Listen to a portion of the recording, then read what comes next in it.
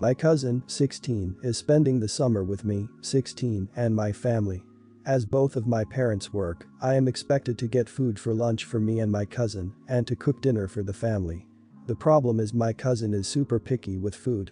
He has a very odd list of food that he will eat: traditional French dishes, fast food, junk food, sushi, pizza, steak tartare, etc. But he also has a long list of foods that he will not eat. This list includes most vegetables, including broccoli, cauliflower, carrots, and corn, some sorts of meat, turkey, duck, rabbit, most types of grains, barley, couscous, and brown rice, and then a bunch of other random foods: ketchup, apples, mayonnaise, bananas. He will basically throw a fit if a meal isn't to his liking. It's become a big problem because my family and I normally eat a very diverse diet with a lot of different dishes from different cultures with many ingredients that he won't eat. He complained incessantly when we ate at a vegan or Moroccan restaurant, and one time when I made Indian food, palak paneer, he refused to eat it. His most annoying food restriction is that he hates cooked onions and won't eat them at all. He is way more serious about this restriction than the others. I have seen him eat raw onions, so I know he's not allergic, and when I visited him last summer, I'm pretty sure he ate cooked onions in a dish his dad made without his knowledge. It's very annoying because I put onions in almost anything, and if he even detects an onion he won't eat any part of the dish. Yesterday I decided to make a quiche for dinner. The way I make quiche includes onions as a major part of the dish, but I knew my cousin wouldn't eat it if I put onions in it. So I decided to chop them up very finely and hide them amongst the rest of the quiche and hope he wouldn't realize they were there. When it came to dinner time, I didn't tell him it had onions in it as I usually do with other dishes. He ate it and he liked it. I probably should have left well enough alone, but after dinner, I told him that there were actually onions in it and that he should try to be less picky. He got very angry and called his parents. His father thought it was hilarious and so did my parents, but my aunt is angry at me, said it was basically poisoning, and said I shouldn't have done it. Am I the idiot? Everyone's the idiot here. You only mildly. It's not a dietary restriction, but don't freaking rub it in his face. That's just being provocative, where you don't need to be. Him speaking as a picky eater, he either needs to come to terms with the necessity of pushing his boundaries or needs to resort to making his own food. It's a major idiot move to be that picky and expect everyone to kowtow to your taste. Again, it would be different if they were real dietary restrictions. Everyone's the idiot here. You because you don't mess with people's food. Him for being ridiculous. The thing is, there are a lot of reasons for picky eating. The reason I'm such a picky eater is because I have a sensory processing disorder. Certain textures, flavors, and smells can be overwhelming for me. In fact, one taste I can't stand is onions. So there are things I just won't eat.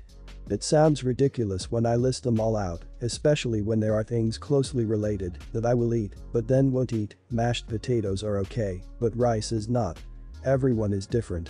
If it's becoming such a big problem, then he can make his own food. I think the view here is that he's spoiled, and that's why he throws a fit. It's possible he may have an eating disorder. Many people with eating disorders have a list of no-can-do foods. I would maybe instead advocate for him to learn a bit of cooking and prepare something he likes alongside the family some nights. I was a childhood picky eater and learned to ask my family what they were making before dinner. If I didn't like it, I would simply make something at the same time for me to not cause a big deal. So, I have a father who left our family to start a new one with our neighbor when I was 13. I never fully forgave him, even though he tried, and still does, to make it up to me. Growing up, he would pay me to work with him in his company. It's pretty advanced construction finishing stuff, like custom molding for many different uses. I worked with him on and off through college, and I've gotten very good at it. He asked me to join his company full-time as an equal owner after I graduated. But my stepmom had a fit and basically forced my stepbrother into the mix as well. I do not get along with my stepbrother and tell my father that it's either him or me. He also did not have the right skills to work in a major capacity. To no one's surprise, my father said I needed to compromise so everyone in the family can be happy. I refused to compromise and went ahead and set up my own company. My father was upset, but I guess he figured he couldn't stop me. We continued having weekly dinners. For some reason, people are liking my company's work more. I have expanded my company more than my father ever has. I also targeted his major clients who have slowly come over to my company. I don't even do any of the labor myself anymore, unless I want to. Last week, my father broke down and said his business was struggling to survive. I admit I did feel bad, so I offered him a full-time job in my company and that I'd buy out his tools and workshop lease. But I told him my stepmother and stepbrother are not welcome anywhere near my company. This made my father pretty angry and we had a pretty big fight. He said I betrayed him. Then I basically told him he betrayed me by cheating on my mother. I do feel kind of guilty I ruined my father's company he worked hard to build. But at the same time, he forced me into this position by getting his family involved. Am I the idiot? You're the idiot big time. You may have ruined your father's life forever because you didn't get what you wanted. Opening a competitor business is one thing, but targeting his major clients, which you knew were his, is the worst you could have done. If you own your own successful company, I expect you to be a grown-up adult. Just because he left your family you have the gall to throw him under the bus, what, 20, 30 years later? He did his best to be a part of your life. He taught you, took you under his wings, and you repay him by ruining his life. You honestly are disgusting. You're the idiot. Your dad's cheating and leaving, clearly an idiot, and trying to give equal opportunities to his two sons, no idiots there, are separate issues. If your dad was some points of sale, I would say it was all justified, but that's not the kind of man you've described here. You're not an idiot for starting your own company, being really good at what you do, or for making your dad an offer. But you are an idiot for targeting his bigger clients and for casting yourself as a victim forced into this position. You could have sat back and let your father's work dry up on its own. But that wasn't enough. You were ruthless. So, you win. I guess. Everyone's the idiot here. So you learned the ins and outs of the business from your dad, then started a direct competitor to his business, specifically targeted his largest clients, and then tried to be the better guy by offering him a job working for you with stipulations. I'd put money on the assumption that you took advantage of knowing his pricing to undercut all of his bids. The apple didn't fall far from the tree it seems, you're an idiot OP. Obviously, your dad is an idiot too for his decisions regarding his families, so I won't address that further. After college, I moved back in with my parents to focus on paying off my student loans. I've been fortunate that my parents have let me live the last 3 years completely rent-free. I am super appreciative of them letting me live rent-free. I've tried to help out around the house as much as possible. I do the majority of the yard work and help with maintenance around the house. One of the main ways I've contributed over the last 3 years is buying the groceries for the rest of the house, both my parents and my older brother. All in all, it's about $600 or $700 a month. This was something that I just started occasionally doing and soon became just something that I did for the family. I was never asked to do it. Last month my parents asked me to start paying rent. I don't have an issue with this, but they asked me to pay $750 a month. I thought that they wanted a more similar situation that they had with my older brother, who pays rent, same amount, but doesn't contribute around the house, so I agreed and wrote them a check for that month on the spot. It's important to note that I had already gone to the grocery that month, so we had a fully stocked pantry. Come to the start of this month, I paid my rent on the first of the month and thought everything was settled. A few days into the month, after I get home from work, my dad casually mentions that we don't have any food in the house and when I'm going to go to the store. I was caught off guard and said that I'd be happy to do the shopping on my day off, but would need some money to pay for everything. He seemed confused by this and brought up that I had never asked for money before. I reminded him that I had started paying rent and couldn't afford rent and feed the whole family. This led to a huge argument, and now everyone is pissed at everyone else. I really don't think I'm in the wrong here. I might not have been paying rent, but I have more than made up for it in other ways, including buying the groceries for my whole family. Not the idiot. Everyone should be contributing to groceries, not just you. I realized before the rent agreement that was your way of pitching in and giving back, but now that you do have a rent payment of $750, groceries should be paid by everyone. Also, you said your brother is paying the same amount as you. Maybe it's just in my state, but for a 5-bedroom house, it's $1,500. Is it the same in your state? because that would mean that you and your brother are paying the entire rent, whereas your parents aren't chipping in at all. Not the idiot. I moved in with my fiance just over a year ago. He makes significantly more than I do, double actually. He has a nice house on land and we love it. But I can't afford my bills, student loans, debt from college, etc., half a mortgage, used to have 4 roommates in a house, and half of everything else. So we made a compromise. I pay the utilities, buy groceries, cook, and do the general housework inside. I love this because I love to cook, he can't, and I'm kind of a neat freak. Like many have said previously, you were already paying rent in other ways. Not the idiot. What they expected you to do yard work and maintenance, groceries, and now on top of that, they want to rent. They are mad because you took care of stuff along with groceries, now they want to charge rent on top of it. Your parents need to sit down and talk with you and your brother about what they really need from you as they age in place, whether it helps with the property tax or their finances, including utility bills with 4 people living there in the winter months.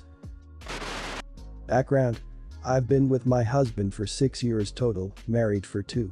We have no children and do not plan to. My 27 husband, 32, has a group of guys that he's been friends with since elementary school. After college, they all moved back to the same area and several of them rented a house together until they started getting girlfriends and moving out. After they moved out, they still had guys' night nearly every Friday until COVID happened.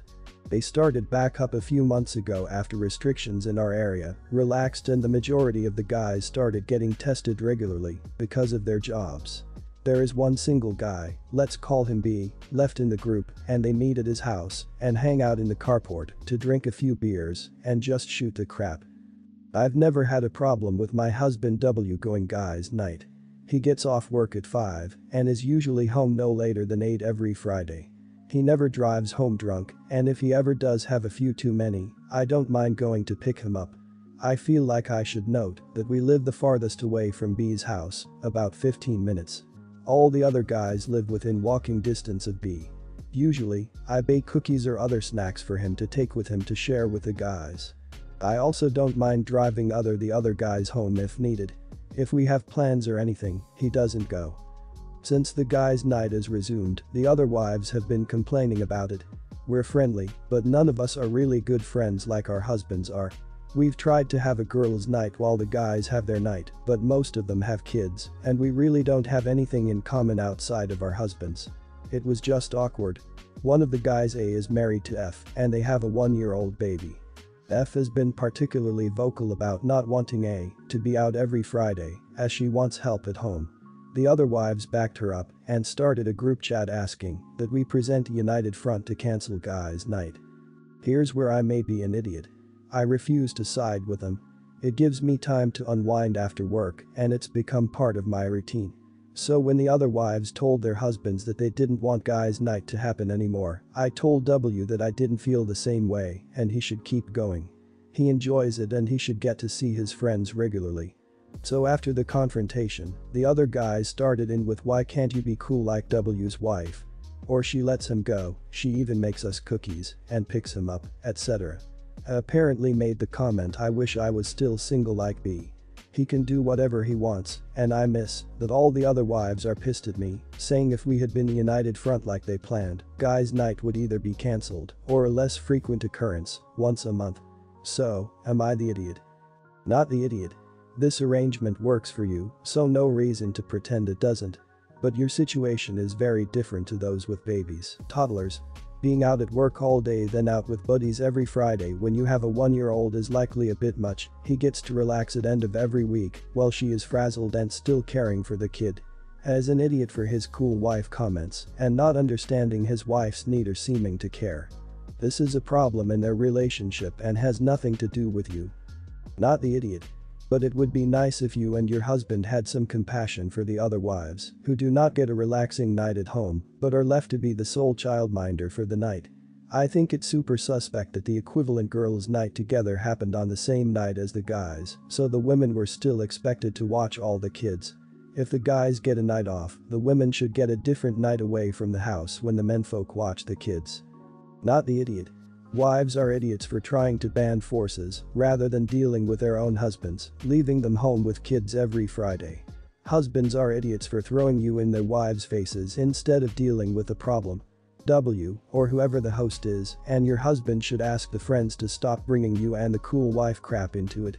Apart from making them sound like the immature idiots they are, it unnecessarily makes drama around you. I'd stop sending treats if I heard any more of that crap, because it feeds the beast. My mom left my dad when I was 17, I'm 29 now, and had a new boyfriend literally straight away. We all suspected that she was cheating with this dude beforehand, but there was never any proof, and she even to this day refuses to admit it. She had 2 more kids with this guy. When my mom and dad broke up, I moved out to live with my dad, who had moved back in with his parents. The major reason for this was because she told me to leave as I kept fighting with her new dude. I really did not want to deal with a new guy in my mom's life, and I was really upset that she didn't give a crap about how much pain my dad was in. When she told me to leave, something in me changed, and I am still unable to forgive her. That solidified because my 14-year-old sister stayed with my mom for a year and then begged to come and live with my dad because she hated it so much at my mom's place. And my sister and mom were close, so for my sister to feel that way, it must have been bad. Since I was 18, my grandparents kept pushing me to start a business because I liked to tinker and had built a few specialized tools for a niche construction industry that my dad was in, and they saw potential in me. They gave me a lot of money as an investment. Actually, they remortgaged their house, that's much they believed in me, and basically, I majorly lucked out and managed to land some national contracts at 24 that turned into more than a few million of dollars over a few months when the business boomed. The profit trajectory has risen since then, and basically, I'm living a life I never thought would be for a schmuck like me. I moved my dad, sister, and grandparents out to the East Coast a couple years back, and we've started a new life. I am surrounded by people who see and saw the best in me, and I'm grateful so much because I was seriously messed up after my mom blew our family apart. For the last couple of years or so, my mom has been on my case to reunite with her. She is getting increasingly more insistent that I go visit her and her boyfriend and kids, and keeps trying to guilt trip me because my sister has a much more privileged life now and my younger 2 half-siblings don't. She keeps telling me that even if I don't forgive her, I should look out for the kids as they're innocent in all this. Am I the idiot because day to day I have no interest in helping her or her family? In my opinion, she made her bed and she can lay in it, but the guilt eats me alive sometimes. I just can't forgive her though. Not the idiot, it's unfortunate for her other kids that they have her as a mother, but you can always advise her to support those kids like your dad and grandparents supported you if she wants them to be successful. I mean, I understand that those kids are half-siblings, but you weren't raised with them. They are strangers to you. It would be no different than if you had been given up for adoption and later found your mom and half-siblings. Sharing DNA does not make a family. Not the idiot. Yes, your half-siblings are innocent in all of this, but you're not actively harming them. It's your money, you get to take care of who you want to take care of. If you don't feel enough of a connection with them to look out for them in some way, then you don't have to. It was your mother's responsibility to forge a bond between you and your half-sibling. She failed at that. If anyone hurt innocence here, it was her. She doesn't get to guilt you for hurting innocence when she's the one who caused harm. They're her kids, it's no one else's job to look out for them. Not the idiot, and honestly, your mom is an idiot. She made her choice. She picked a new man, and he can look after her. If you want to do something nice and thoughtful but are one of those prepaid funeral and burial plot plans, should be dirt cheap if she's under 60. Your debt of gratitude is to your father and grandparents that you seem to be showing respect to. Remember, women like her aren't interested in running the race. Just want to hang around the finish line for winners like you.